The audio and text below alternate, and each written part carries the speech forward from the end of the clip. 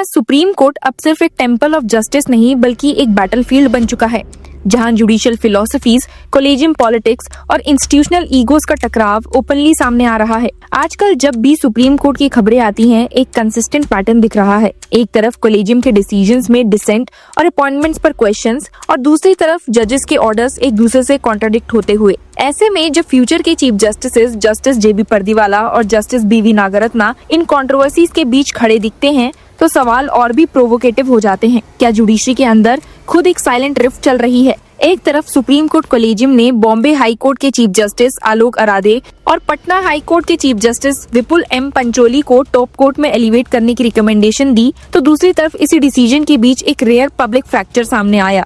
The 5 member collegium comprising chief justice of India Bhushan R Gavai and Justices Surya Kant, Vikram Nath, J.K. Maheshwari and Nagarathna took the decisions with a 4:1 split on Justice Pancholi. और ये split इसलिए news बन गया क्योंकि justice बीवी Nagarathna recorded a strong note of dissent against Justice Pancholi's appointment and underlining that his appointment would not only be counterproductive to the administration of justice but would also put the credibility of the collegium system at stake। उनके note ने specifically justice Pancholi के गुजरात से Patna transfer इन जुलाई 2023 के circumstances को flag किया और कहा कि वो रूटीन मूव नहीं था। Opinions were sought from multiple जजेस, all of whom concurred with his transfer। और उन्होंने ये भी अर्ज किया कि उस ट्रांसफर के कॉन्फिडेंशियल मिनट्स मंगवाकर कोलेजियम खुद देखे। इस डिसेंट की ग्रेविटास और बढ़ गई जब ये सामने आया कि ऑल इंडिया सीनियरिटी लिस्ट में justice Pancholi ranks 57th among high court जजेस नेशन वाइड, और ये भी कि Gujarat high court already supreme court में रिप्रेजेंटेड है जेबी पर्दीवाला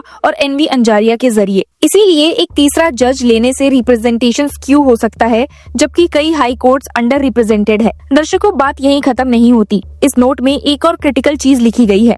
अगर अब अपॉइंटमेंट हो जाता है तो justice Pancholi chief justice of India बनने की लाइन में आ जाएंगे from October 2031 to May 2033 for about 1 year and 8 months। और जस्टिस नागरत्ना के मुताबिक this would be counterproductive to the administration of justice and would place at risk whatever credibility the collegium system still holds. उन्होंने ये भी insist किया कि as a matter of process integrity उनका decent supreme court website पर upload किया जाए, ताकि ट्रांसपेरेंसी का जो रीसेंट पुश है वो हॉलो ना लगे। इंटरेस्टिंग बात यह है कि ये सब कुछ उस वक्त हो रहा है जब बेला एम त्रिवेदी के 9 जून रिटायरमेंट के बाद justice Nagarathna remains the sole women जज इन द सुप्रीम कोर्ट, और रीसेंट अपॉइंटमेंट्स या रिकमेंडेशंस में भी कोई वुमेन का नाम नहीं आया है। अब सोचिए, एक तरफ कोलेजियम की सील डोर डेलिब्रेशंस और दूसरी तरफ जस्टिस नागरत्ना जैसे सीनियर और perspective chief justice of India का इतना स्कैटिंग डिसेंट। ये सिर्फ एक डिसएग्रीमेंट नहीं है, ये जुडिशरी के अंदर की फिलॉसफी का ओपन फ्रैक्चर है। अगर कोलेजियम सिस्टम पहले से ही पब्लिक ट्रस्ट के लिए एक कंटेस्टेड ग्राउंड है, तो अब जब डिसेंट की लैंग्वेज में काउंटर प्रोडक्टिव और whatever credibility the collegium system still hold जैसी एक्सप्रेशंस यूज हो रही हैं, तो वो एक अलार्म बेल बन जाता है। ये सिर्फ जस्टिस पंचोली की सूटेबिलिटी का सवाल नहीं है, ये पूरे कोलेजियम के प्रोसेस इंटीग्रिटी का लिटमस टेस्ट है। पिछले कुछ हफ्तों में ही सुप्रीम कोर्ट के अंदर और बाहर दोनों तरफ से सिग्नल्स आए हैं कि इंस्टीट्यूशंस एक चर्न फेस में है। इलाहाबाद हाई कोर्ट मैटर याद कीजिए, जहां जस्टिस पर्दीवाला लेड बेंच ने जस्टिस प्रशांत कुमार के कंडक्ट पर एक तरह से रिस्ट्रेनिंग ऑब्जर्वेशंस पास किए थे, जो प्रैक्टिकली उन्हें क्रिमिनल मैटर से अलग करने जैसा था। सीनियर जजेस ने इस पर डिस्प्लेजर दिखाया और चीफ जस्टिस ऑफ इंडिया को इंटरवीन करना पड़ा। 8 अगस्त को जब बेंच ने अपनी ही ऑब्जर्वेशन डिलीट की और क्लैरिफाई किया that the intention was not to embarrass or cast aspersions, तो वो एक रेयर रोल बैक था, एक रिमाइंडर कि सुप्रीम कोर्ट भी अपने ही ऑर्डर को रिकंसिडर करने में झिझक नहीं करता जब ऑप्टिक्स और इंस्टीट्यूशन की इज्जत दांव पर हो। स्ट्रे डॉग मैटर्स और भी इंस्ट्रक्टिव है। जस्टिस पर्दीवाला लेड बेंच ने ही कहा था कि दिल्ली एनसीआर के सभी स्ट्रे डॉग्स को at the earliest permanent shelters में शिफ्ट किया जाए, पर एनिमल वेलफेयर ग्रुप्स ने बोला कि ये ना तो साइंटिफिक है, ना ह्यूमन, और ना ही एनिमल बर्थ कंट्रोल रूल्स के स्पिरिट के साथ है। बैकलैश इंटेंस हुआ और मैटर को चीफ जस्टिस ऑफ इंडिया ने जस्टिस विक्रमनाथ लेड बेंच को ट्रांसफर कर दिया। 22 अगस्त को नई बेंच ने पहले डायरेक्शंस को टू हार्श बोला और अलाउ कर दिया कि स्टरलाइज्ड वैक्सीनेटेड डॉग्स को वापस रिलीज किया जाए। एक तरह से ये पूरा पॉलिसी फ्रेमवर्क रीडिजाइन हो गया सिर्फ 11 दिन में। ये स्पीड दिखाती है कि कोर्ट अपने ही ऑर्डर को करेक्ट करने में झिझकता नहीं है, बल्कि पब्लिक पॉलिसी और कॉन्स्टिट्यूशनल राइट के बीच बैलेंस दिखाता है। Himachal Pradesh ecological suo motu bench ने इस केस में बोला कि अगर करंट प्रैक्टिसेस कंटिन्यू रही तो हिमाचल प्रदेश में वैनिश इन थिन एयर। ये एक रिटोरिक जॉल्ट था। बाद में कोर्ट ने एक एमिकस अपॉइंट किया, रोड मैप मंगवाया और एक स्ट्रक्चर्ड कंप्लायंस अप्रोच अडॉप्ट किया। ये दिखाता है कि पहले शार्प लैंग्वेज यूज होती है अटेंशन खींचने के लिए और फिर उसको प्रैग्मेटिक प्रोसेस में ट्रांसलेट किया जाता है। एक तरह का स्टेज परफॉर्मेंस है, पहले अर्जेंसी फिर मैकेनिक्स।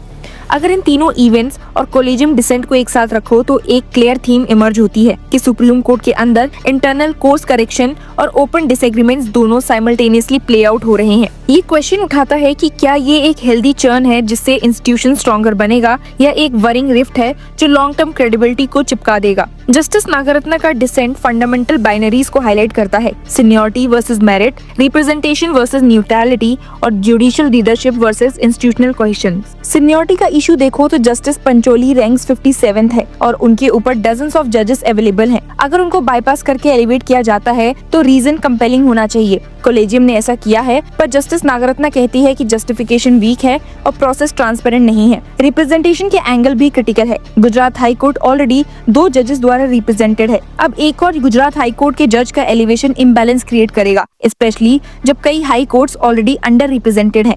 और सबसे एक्सप्लोसिव बात कि अगर जस्टिस पंचोली एलिवेट होते हैं तो वो फ्यूचर में चीफ जस्टिस ऑफ इंडिया बनेंगे for nearly 2 years। Justice Nagarathna के लिए ये एक्सेप्टेबल नहीं है क्योंकि वो काउंटर प्रोडक्टिव है और कॉलेजियम सिस्टम की क्रेडिबिलिटी को रिस्क करता है। जेंडर लेंस भी इस डिबेट को डीपन करता है। अब सुप्रीम कोर्ट में सिर्फ एक वुमेन जज बची हुई है और वो भी एक डिसेंटिंग वॉइस में। जब अपॉइंटमेंट्स में कंसिस्टेंटली वुमेन एब्सेंट है तो ये सिग्नल जाता है कि जेंडर इंक्लूसिबिलिटी अब भी प्रायोरिटी नहीं है। अब पिक्चर और लेयर्ड हो जाती है जब आप इसे future chief justice of India के पाइपलाइन से जोड़ते हैं। जस्टिस परदीवाला 2028 से लेकर 2030 के बीच में चीफ जस्टिस ऑफ इंडिया बनेंगे। जस्टिस नागरत्ना 2027 में briefly chief justice of India रहेंगी और अगर जस्टिस पंचोली एलिवेट होते हैं तो वो 2031 से लेकर 2033 में चीफ जस्टिस ऑफ इंडिया बनेंगे। 3 अलग विंडोज में 3 जजेस जो आज की कंट्रोवर्सीज के सेंटर में हैं। कल को रोस्टर, कॉन्स्टिट्यूशन बेंचेस और लैंडमार्क केसेस डिसाइड करेंगे। ये बैटन पास सिंपल नहीं है, ये जुडिशरी का इंस्टीट्यूशनल फ्यूचर है और अगर अभी से ट्रस्ट डेफिसिट क्रिएट होता है तो उनके हर ऑर्डर पे सस्पिशन का शैडो रहेगा। इस वक्त जो कॉन्क्रीट फैक्ट्स हैं